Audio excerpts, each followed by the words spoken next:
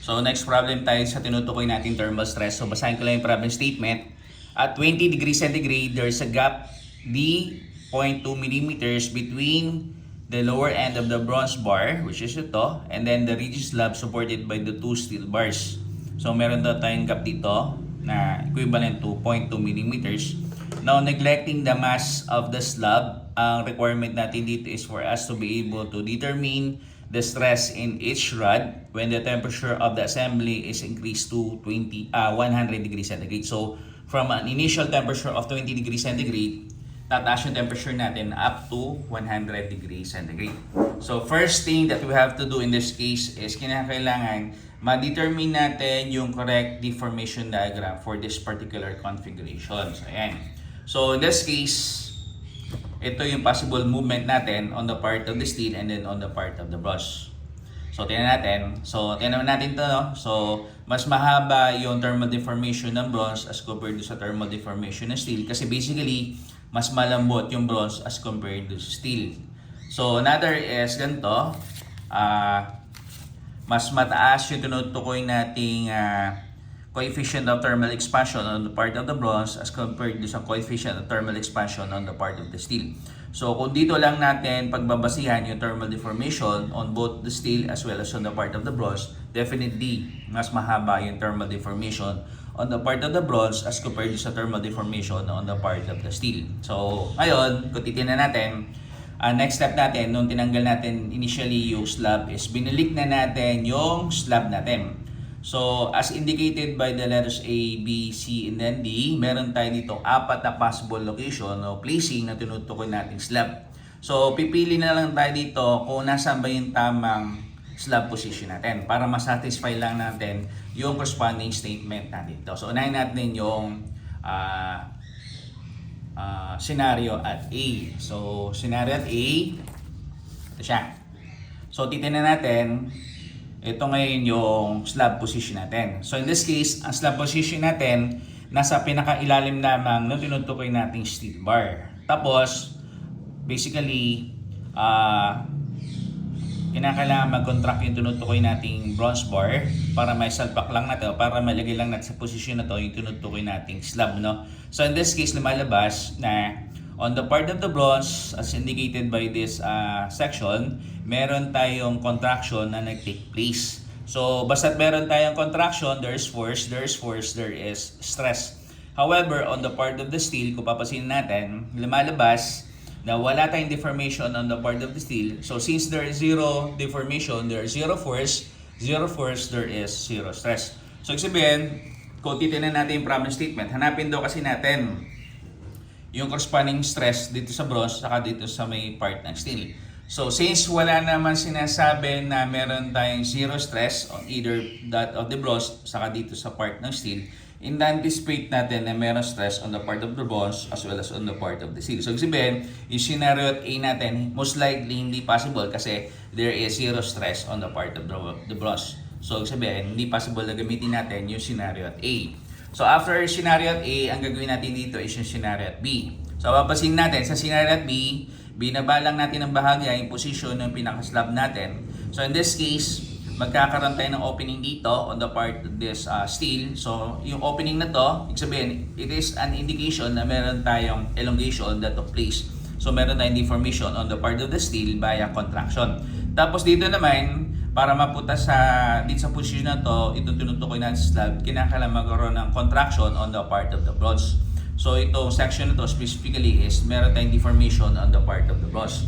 So in this case, since meron tayong deformation on the part of the bronze and then deformation on the part of the steel, again, basta meron tayong deformation, there is force. When there is force, there is stress. So ibig sabihin, kung hinahanap natin yung stress on both the steel as well as on the part of the bronze, pasok tong scenario natin dito. So tinanan natin muna. Kung baka mamaya meron tayong scenario at C and then scenario at D which is also applicable. So far, as of this moment, applicable pa lamang is scenario at B. So hindi na pasok, hindi po pwedeng scenario at A.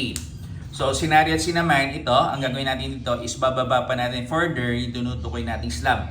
So, nung binaba pa natin further yung slab na to, nasa pinakailalim na siya ng tinutukoy nating bronze. So, since there is zero deformation on the part of the bronze, again, zero deformation, there is zero force. Kasi yung reason bakit meron tayong deformation. When there is zero force, there is zero stress. So, sabihin, dito lang tayo meron deformation on the part of the steel. So, kung meron tayong deformation on the part of the steel, there is zero, when there is deformation on the part of the steel, ibig sabihin nun, meron tayong force. When there is force, there is stress. So, ibig sabihin, sa scenario C natin, meron lamang tayong stress on the part of the steel. Pero zero stress, since zero force tayo on the part of the bronze. So, ibig sabihin, yung scenario C natin is most likely hindi siya possible. So far, scenario B. So, last one is scenario D. So, binaba natin sa pinakadulo, yung tinutukoy nating slab position. So, babasahin natin para mailagay natin sa question na to, yung tinutukoy nating slab position, kinakailangan magkaroon tayong elongation on the part of the bronze, as well as elongation on the part of the steel.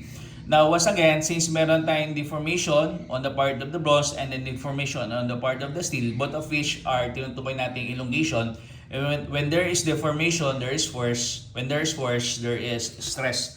So in this case, lumalabas na ganito. Possible din sana itong scenario D. However, kung titignan natin yung statement, meron tayong bronze, meron tayong steel. So of the two, kung meron mang gagalaw dito, ang most likely na gagalaw dito is yung bronze. Tapos, medyo lalaban yung tinutukoy natin steel. So, sabihin, most likely, posible na mangyari itong final slab position natin dito. So, malamang pa na pwede itong position natin ito. Supposedly, nakabaliktad ang position yung bronze sa steel. So, kung yung bronze nasa outer end, mas po pwede pa na nandito yung tinutukoy natin slab position. So, again, hindi po pwede itong position na to even though meron tayong deformation on the part of the steel and then deformation on the part of the bronze. So, kung babalikan natin yung concept, when there is deformation, there is force. When there is force, there is stress. So, once again, dahil mas matigas itong tinutukoy natin steel as compared dito sa bronze itself, imposible na totally gumalaw pa o mag-elongate up to this point yung tinutukoy natin steel. So, babalik tayo ngayon doon sa scenario at B. So, most likely, ang pipili natin dito is yung scenario at B. So, yun nga. So, scenario at B, which is basically ito. So, ito na ngayon yung consider natin deformation diagram. So, kung titignan natin ngayon, yung deformation diagram natin, magmula dito sa point na to hanggang dito sa point na to, ang tawag natin dito is deformation on the part of the bronze. So, itong gap naman natin ito, measures 0.2 mm. Itong part na to hanggang dito, ito yung thermal deformation on the part of the steel.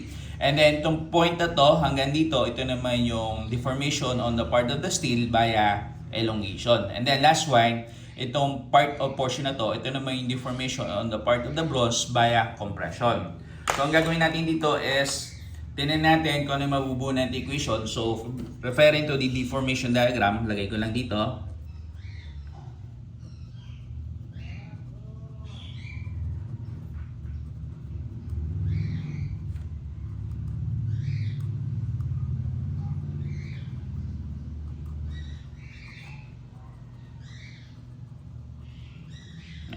So, referring to the deformation diagram, so, itong sign na to, thermal deformation on the part of the bronze.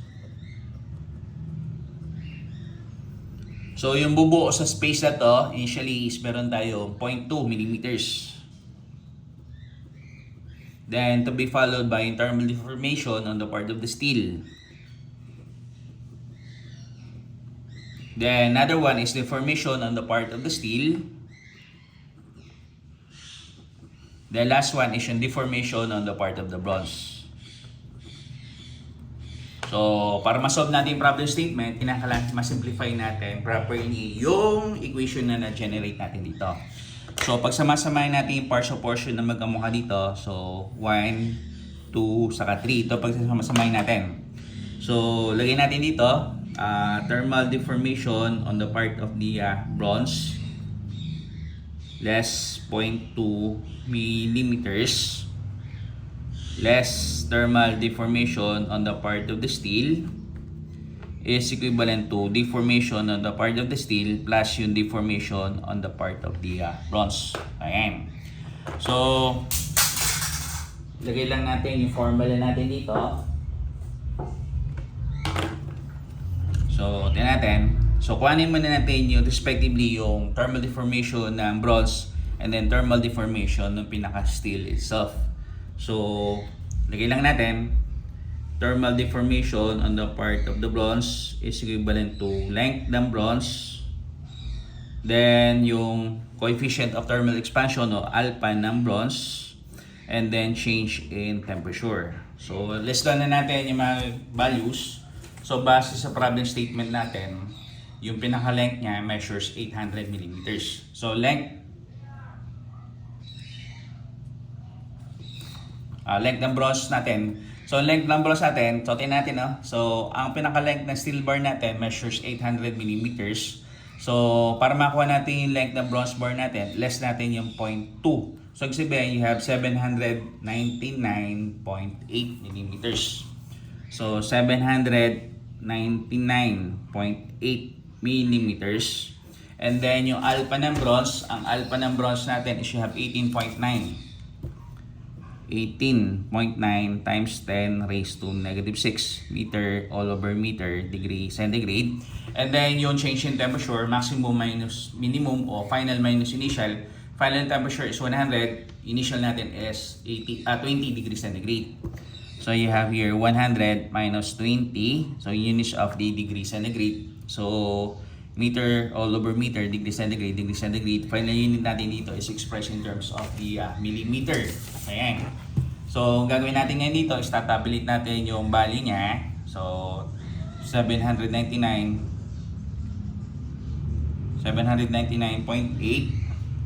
times you have 18.9 exponential power of negative 6 times you have 100 minus 20 or you have 80. So, yung value niya is you have 1.0293.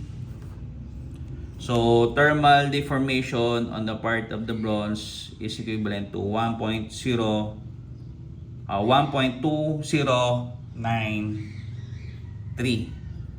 millimeter. So, ito yung thermal deformation on the part of the bronze. Whereas yung thermal deformation naman on the part of the steel, so you have length ng steel, alpha ng steel, and then change in temperature. So, ang length ng steel bar natin, base sa configuration, you have 800 millimeters. And then yung alpha ng steel natin, you have 11.7. 11.7 times 10 raised to negative 6 meter all over meter degree centigrade. So yung change in temperatures, dahil assembly lang to, pares lang siya. So you have 100 minus 20 degree centigrade. So yan. So meter all over meter, degree centigrade. Final unit natin dito is expressed in terms of the millimeter. So tabilit lang natin. So lumalabas, you have 800 multiplied by 11.7 exponential power of negative 6 multiplied by have 80. So you have 0.7488. So thermal deformation on the part of this steel, you have 0.7488 millimeter. Ayan. So, sulit natin dito sa current equation natin. So, thermal deformation ng bronze, you have 1.2093.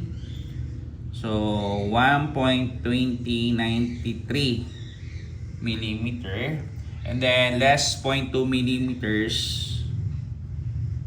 And then, less yung thermal deformation on the part of the steel, which is, you have 0.7488. Less 0.7488 millimeter. Is equivalent to deformation on the part of the steel sa deformation on the part of the bronze. So, ang formula natin ng deformation, you have FL all over AE.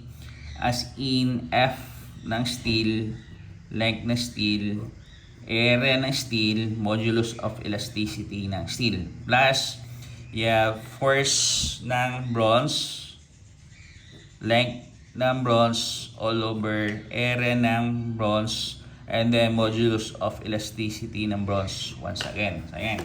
So, simplify man natin itong equation natin dito that could be found dito sa may pinaka left side natin. So, you have here 1.2093 minus you have 0.2 minus 0.7488. So, lumalabas dito, you have 0.2605. So itong side na to, you have 0.2605 in units of the millimeter is equivalent to, so tingnan natin. So wala pa tayong force exerted on the part of the steel. So lagay lang natin dito, force exerted on the part of the steel. Length ng steel, so titingnan natin yung corresponding configuration. Ang length ng steel natin measures 800 millimeters. All over area ng steel. Ang area ng steel natin, you have 400 square millimeter. 400 square millimeter. And then, yung modulus of elasticity ng steel natin, you have 200 gigapascal. So, 200 gigapascal. So, ang gigapascal, identity niya, you have kilonewton per millimeter square. Then, next one is ito. So, again, wala tayong force exerted on the bronze. Hanapin pa natin siya. Then, yung length ng bronze bar natin, ang length ng bronze bar natin is you have 799.8 in units of the millimeter. And then, area ng bronze natin, you measure 600 square millimeter. And then, modulus of elasticity ng bronze, you have 83 gigapascal. So, 83 gigapascal, you have kilonewton per square millimeter. So, ayan.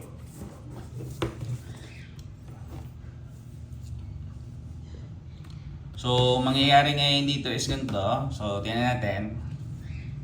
Simplify lang natin. So, you have 800 divided by 400 divided by 200. So, you have 0.01. So, 0.01. So, tingnan na natin yung unit. So, square millimeter.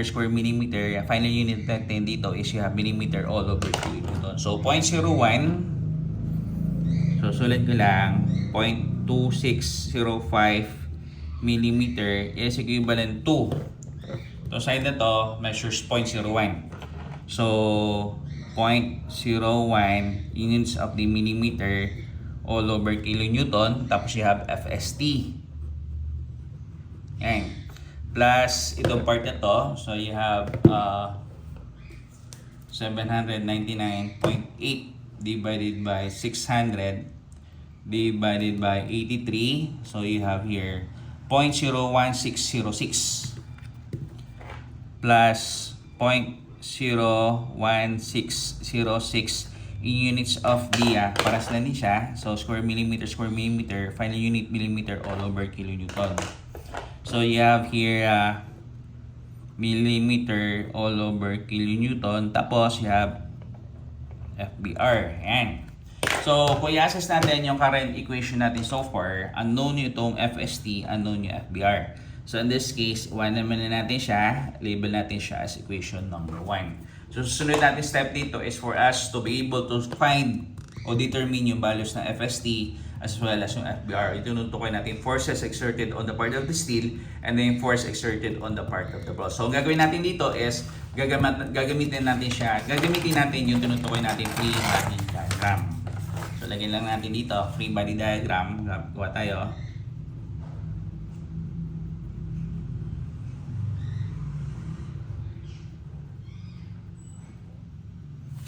So, free body diagram natin, basically is ito.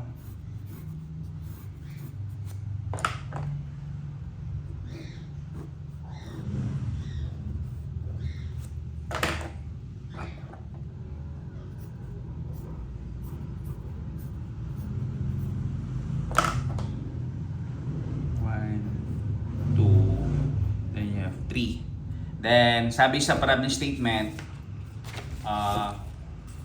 negligible daw yung mass ng slab. So, sabihin, wala tayong makikita ditong weight. So, makikita lang natin dito basically ito. So, meron tayong steel bar doon sa magkabilang dulo. So, force ng steel. Then, sa pinaka-middlemost part, meron tayong tinatawag na bronze. So, sabihin, meron tayong force exerted on the bronze. Now, para dito sa corresponding direction, magre-refer tayo dito sa ating deformation diagram. So, kung titignan natin, yung steel natin dito is meron tayo ditong elongation. So, para meron tayong elongation, kinakailangan meron tayong tension. So pag sinabi natin tension, ang direction dito is basically going up. Yan. FST going up. And then yung FBR natin, kung papansin niyo, meron tayo ditong contraction. So basically, kung meron tayong contraction, yung direction niya is going in the opposite direction, which is basically going down. Yan. So ito na ngayon tinutukoy natin free body diagram. So gawin natin siya na equation. So summation forces vertical tayo. All forces going up considered to be positive. So lumalabas, you have FST plus FST. So you have 2 FST. Tapos minus FBR, or equate na lang natin siya sa FBR. So yan.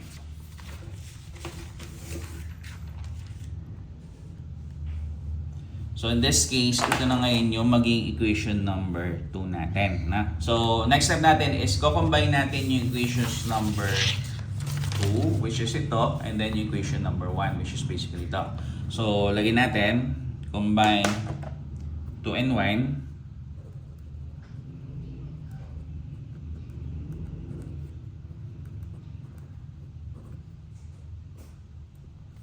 So, combine equations 2 and 1 simultaneously. So, titingnan natin. So, sulat ka muna yung 0.2605 millimeter. Yan. Is equivalent to 0.01 millimeter all over kilonewton ng FST. So, ang gagawin natin dito equation is in terms of FBR. So, retain natin yung FST. FST plus yung value yung 0.01606 0.01606 in units of the millimeter all over kilonewton. Tapos FBR. So yung FBR natin, ito na yung sasalpak natin value. So FBR natin, you have 2 FST. So multiply by 2 FST. So ayan. So, mangyayari ngayon dito is ganito. Simplify natin side na to. Is equivalent to you have 0.01 millimeter all over kilonewton FST. And then, yung side na to, so you have here what? 0.01606 multiplied by 2. So, you have 0.03212. Plus, you have 0.03212 units of the millimeter all over kilonewton FST. So, next step natin dito is pwede natin factor out yung FST is equivalent to FST 0.01 millimeter all over kilonewton plus you have 0.03212 millimeter all over kilonewton. So, ayan.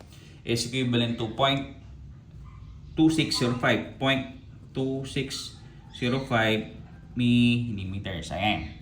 So, in this case, pwede natin kuhanin yung force exerted on the part of the steel.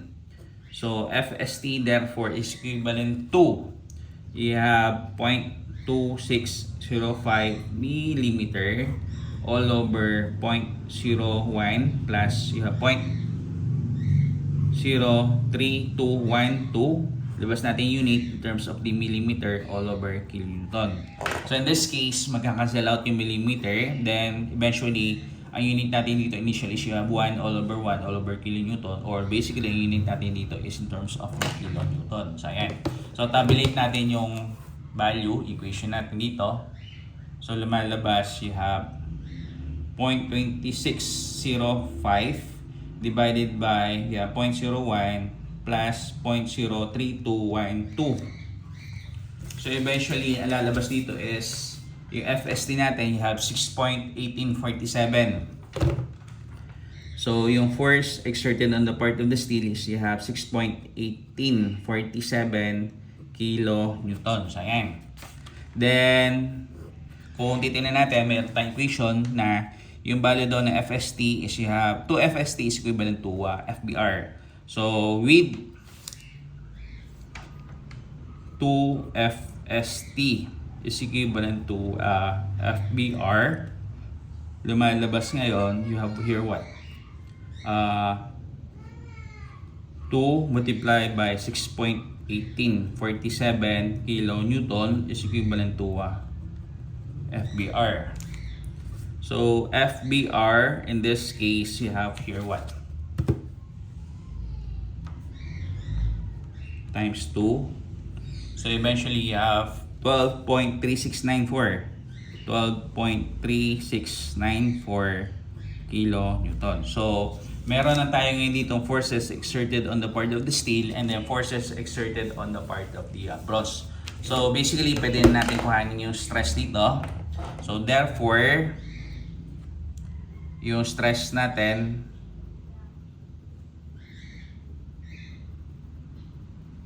yung stress natin on the part of the steel, so SS steel o S steel is equivalent to force exerted on the part of the steel all over area on the part of the steel. Yan is equivalent to, ang force exerted on the part of the steel is you have 6.1847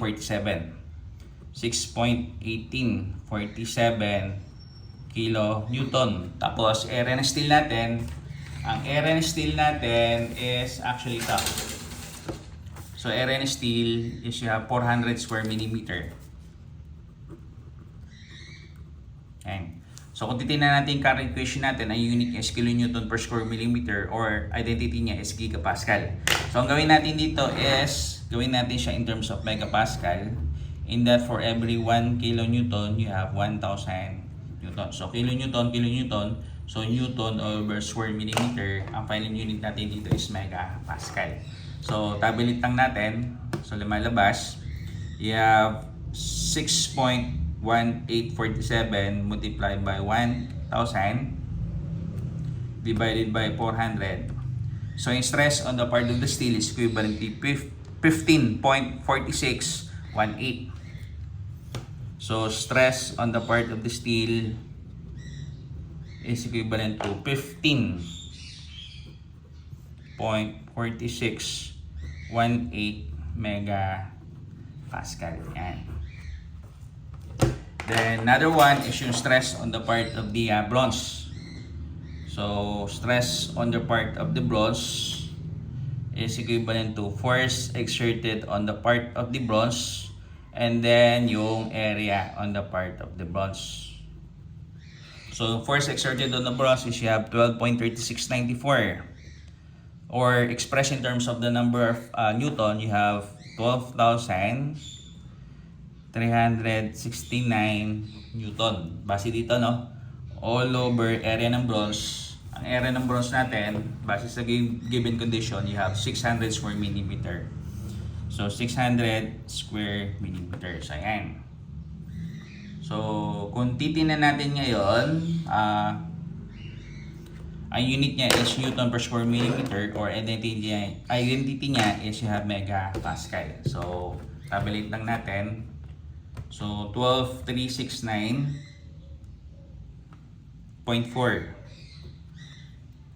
Ito, may 4 pa. Divided by 600. So stress niya is you have 20.616. So stress on the part of the bronze is you have 20.616 megapascal. Yan. So ito yung solution natin for this particular problem statement. So yan. So again, mahalaga lamang na makuha natin yung tamang thermal deformation diagram for us to be able to fully solve for this particular problem statement. So yan lang.